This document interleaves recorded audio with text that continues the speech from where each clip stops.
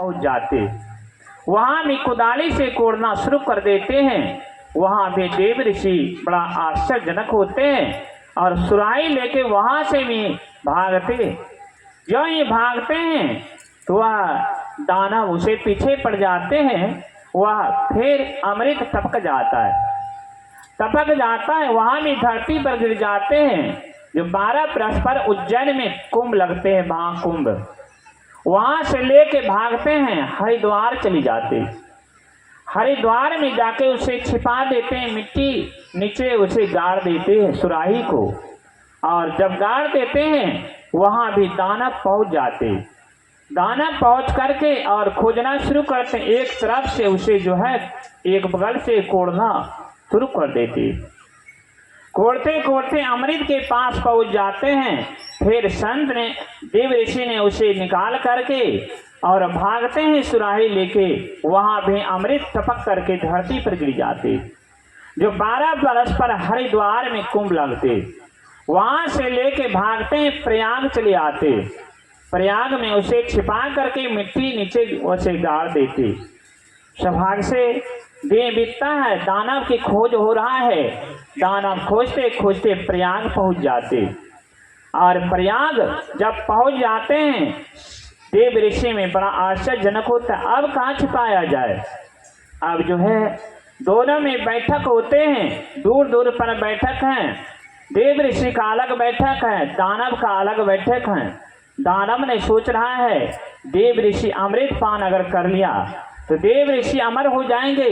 अगर दानव ने वह अमृत पी लिए तो दानव अमर हो जाएंगे। अब होगा क्या, दोनों में आपस में दूर दूर में बैठक है।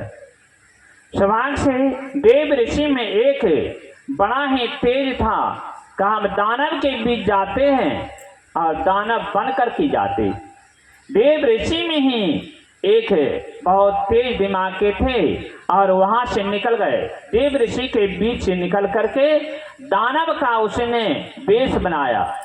दानव का वेश बनाया और दानव के वेश बना करके उस दानव के बीच में प्रवेश किया।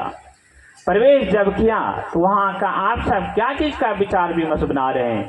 कहा कि अमृत पान करना है।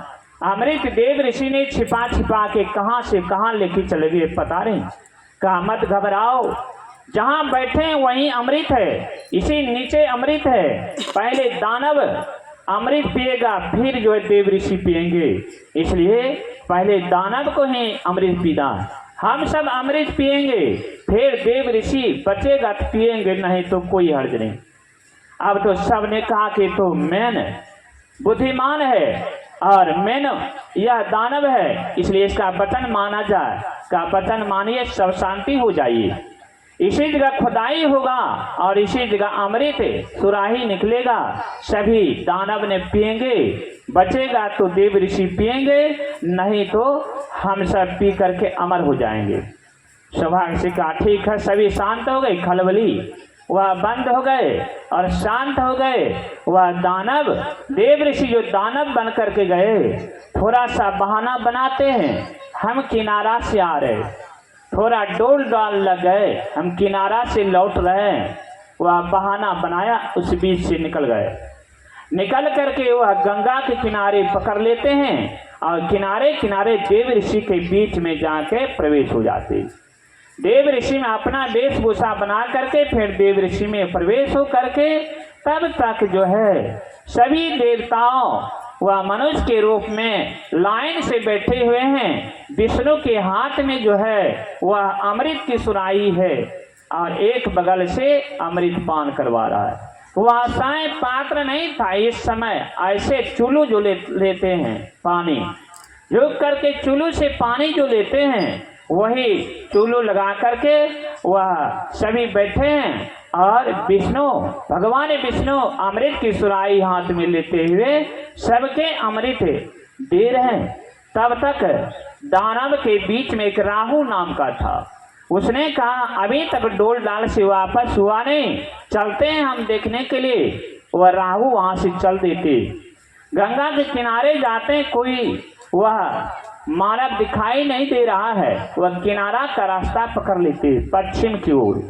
वह पश्चिम की ओर जब जा रहे हैं, ऊपर में देखते हैं देव ऋषि सब बैठा है। विष्णु के हाथों में अमृत की सुराही है। समझ गया।